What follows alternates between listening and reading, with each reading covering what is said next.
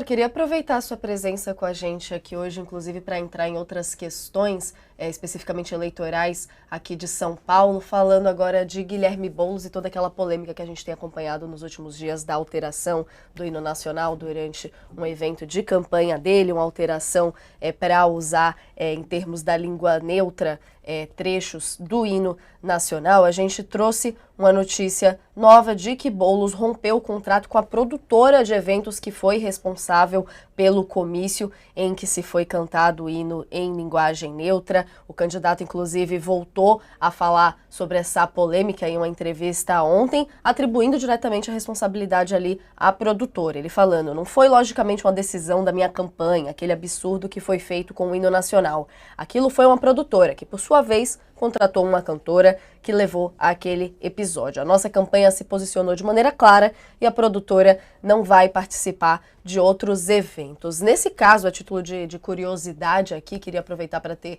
uma análise sua. Em termos de questões de símbolo nacional, é crime fazer esse tipo de alteração e mesmo atribuindo essa responsabilidade ali, no caso, à organização do evento? Boulos pode ser impactado diretamente eleitoralmente na campanha por causa desse caso? Não, Natália, não há qualquer crime envolvido aí. Você não tem uma alteração com o intuito de desrespeitar o hino, você não tem dolo, você não tem uma participação direta. O direito penal, né, mesmo o direito penal eleitoral, ele exige que você comprove que existiu uma participação direta, que a pessoa quis fazer alguma coisa ilegal, né? Nós não temos desrespeito culposo, isso é algo que não existe no nosso ordenamento. Eu acho que foi um evento de mau gosto, acho que há exageros que acabam levando, inclusive, a aumentar, a amplificar o discurso do lado contrário, mas acho que foi só uma atrapalhada. Eu queria também Doutor Fernando, analisar. tem um outro episódio, por Não, por favor, favor. Jesus. Não, pode seguir, pode seguir.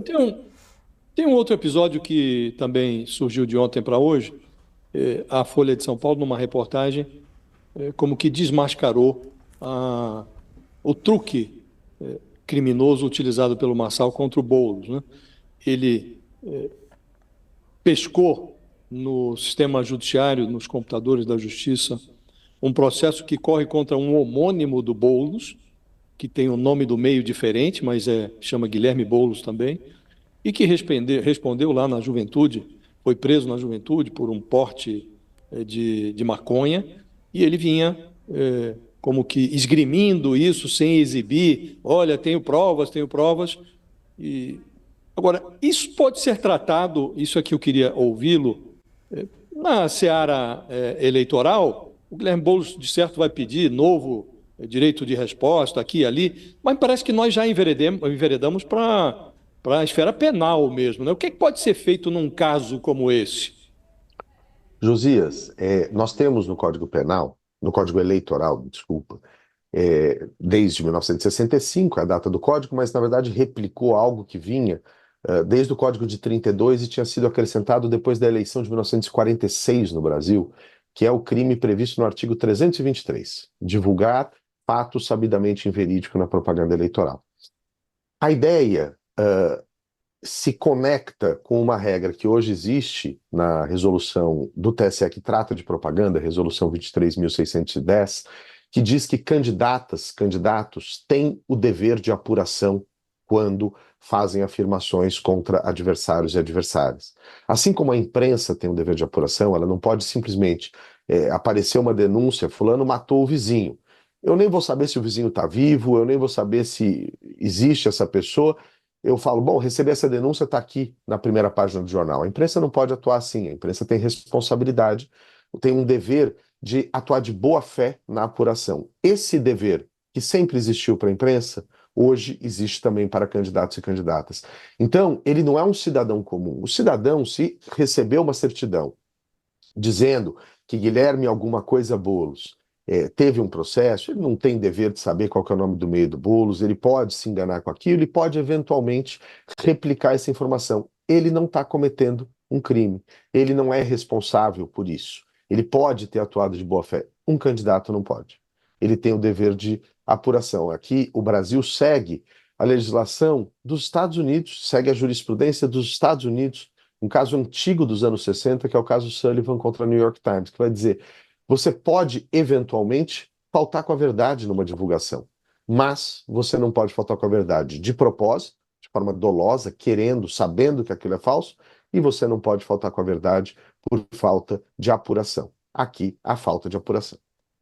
E qual é o tipo de punição a que estaria sujeito o Marçal? Afora a abertura de janelas para que o Boulos dê a versão correta e tal, do que resulta essa legislação a que você se refere? 6 meses a 2 anos de detenção, agravado pelo fato disso ser veiculado por meios de comunicação e pela internet. Quer dizer, é um crime eleitoral. Eu acho que cabe, e aqui um detalhe, não é tarefa dos candidatos, candidatas adversários, apurar crimes eleitorais. Todos os crimes eleitorais no Brasil são o que a gente chama tecnicamente de ação penal pública, incondicionada, ou seja, só o Ministério Público tem legitimidade para pedir a apuração, para instaurar um inquérito policial eleitoral. Então, me parece que a Tanto bola deveria agir o Ministério Público de ofício, né? Sem deveria, provocação de ninguém, né? tendo conhecimento do fato, como tem, não há dúvida, deve pedir a instauração do inquérito policial eleitoral para apurar. Claro que você vai averiguar no inquérito, vai produzir provas, vai entender até que ponto houve conhecimento desses detalhes, mas me parece aqui uma situação bastante escrachada, de fato, sabidamente inverídico e de violação do dever de cuidado de apuração.